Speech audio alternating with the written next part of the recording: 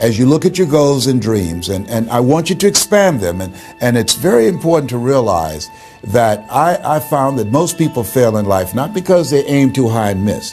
Most people fail in life because they did just like I did for so many years. They aimed too low and hit. They didn't believe in themselves.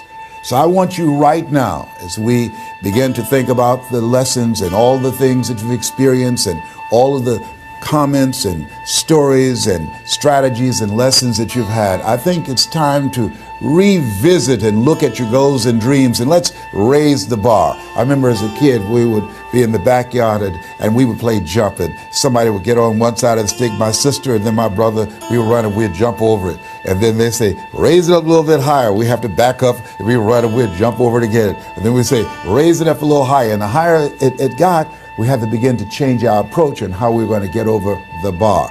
And that's the same thing in life. And so right now, I want you to think about your goals and dreams as you begin to raise them a little higher. And I want you to say with me, it's possible. It's possible. You know, the easiest thing that I do is speak and train people how to speak. Go into prisons and juvenile detention centers, into high schools and colleges. Speak before thousands of people. I can do that in my sleep. Let me share with you the most difficult thing I've ever done in my life. And it took me years to do.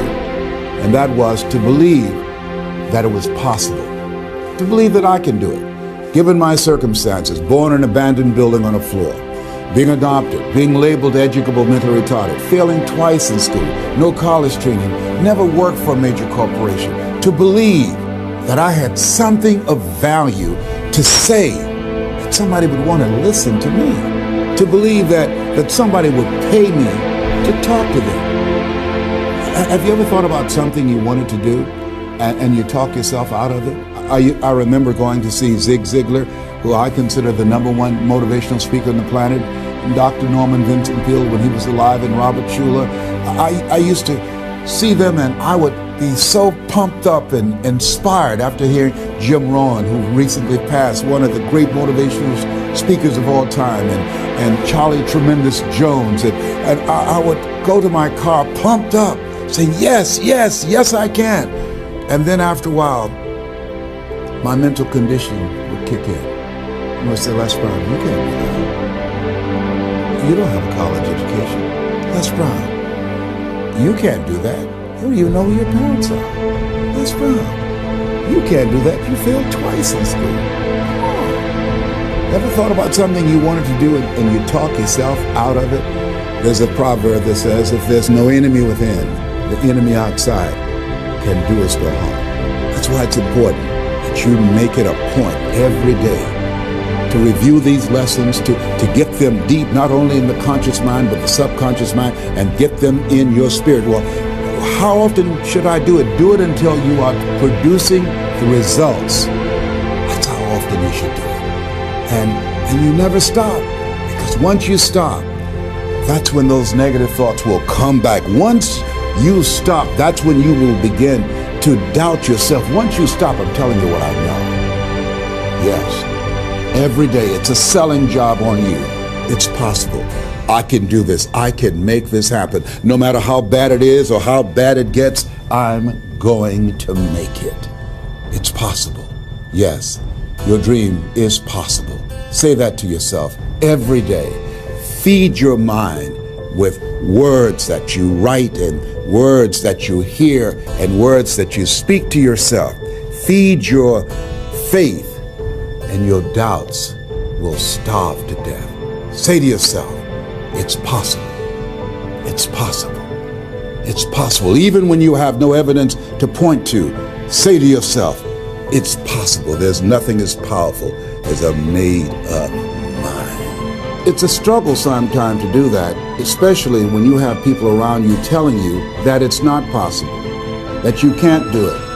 And they're constantly pointing out your failures of the past, constantly reminding you of all of the things that you don't have going for you.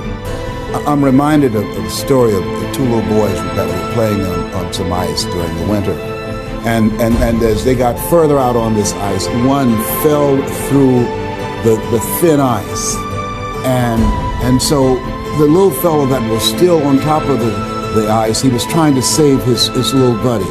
And he couldn't reach him. He was trying to pull him. He could see him through the thin ice as he got further away from him, struggling. And he couldn't reach him, and he's trying to break the ice, and he couldn't do it. And he looked around, and he saw a tree in the distance, and he ran, and he got up on the tree, and he pulled and broke down an enormous-sized branch, and came back and savagely began to beat that ice, and broke it, and miraculously, he saved his friend. And when the paramedics came, and they were able to revive this little boy, they were scratching their heads. They're trying to figure this out. Said, how could this little pruny fellow go up in a tree and break off a branch this size and then come back and beat and break the ice and save his friend? They thought it was just miraculous. It was baffling. And an old guy who was there said, I can tell you how he did it. And they said, how? How did he do it? And he said, there was no one here to tell him that he couldn't do it. Whoa. What could you do? What could I do? What could all of us do if we did not have the naysayers in our lives? That we believe naively like that little boy that it was possible. What would you do if failure was not on the table? Do you realize that 87% of people allow the fear of failure to outweigh their desire to succeed because they've been convinced by the evidence, by being practical, by being logical, by being realistic. I did that. Leslie, yes? You're going to speak for corporations? Yes. Leslie, do they have a college education? Yes. Do you? Wesley, you know that I don't have a college education. Leslie, are these people experienced? Yes. Are there people with PhDs and MBAs that they could choose rather than choose you? Yes. So you don't have a college education. You have no experience. You're talking about becoming a speaker, and they're going to reach over people with PhDs and MBAs and years of experience and choose you. Are you being realistic? Come on, Leslie. Come on, Leslie. You can't do this. My brother, he's a wonderful person. And he constantly reminded me that I couldn't do what I'm doing now. But that really wasn't the bad part. The real bad part was I convinced myself that I couldn't do it. Not only because of those things that he pointed out, being practical and realistic, but also that within myself, I didn't believe what Mike Williams, my mentor, said was possible for me. Have you ever had somebody who believed and saw something for you that you didn't see for yourself?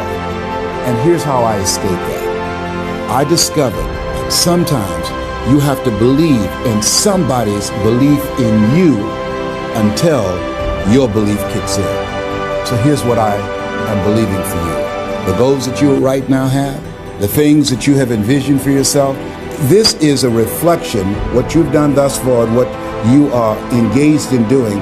It's what's possible for you right now. But there's even more. You don't even know what's in the future. Eye has not seen, ear has not heard.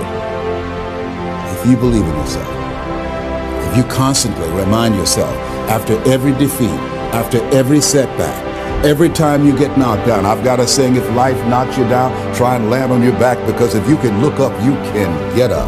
See, a lot of people, because of failure, they stop believing. Let me share something with you. You will fail your way to success. Yes. 8 out of 10 millionaires have been financially bankrupt. You will fail your way to success. It doesn't matter how many times you fail. It doesn't matter how many times people tell you that you can't do it. It doesn't matter if you don't have a dime in the bank.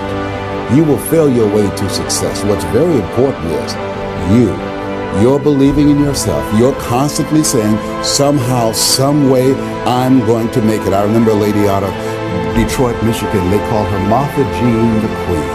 And she had a motivational message she gave all the time on the radio.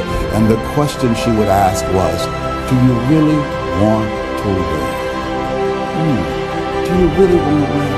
And she said, if you really want to win in life, you've got to believe in yourself when no one else does. You've got to believe in yourself. See, it's easy to believe in yourself and to have faith if you have a good bill of health, if your relationship is working out fine, if you have money in the bank, if you have a secure job, if your mortgage note is paid current, if the children are acting like they have good sense. It's easy. If you go to the doctor and they say, oh, you're doing real good, I'll see you next year. It's easy to have faith then. Let me tell you when it's really tough to have faith. When you lose your job, when you lose your retirement, when you go to the doctor and they look at you and say, you have cancer. Cancer is the most feared word in 7 different languages. That's when it's tough to have faith then. And that's when you need to call on your faith then. They said faith is the oil that takes the friction out of living. That's when you need to believe in yourself then and judge not according to appearances and say to yourself, it's possible. It's possible. I can make it. It's possible. I'm going to get through this. It's possible. I'm not going to allow this to get the best of me. Yeah. I don't know what you're up against. I don't know what you're facing, but here's what I do know. You've got something special. You've got greatness in you.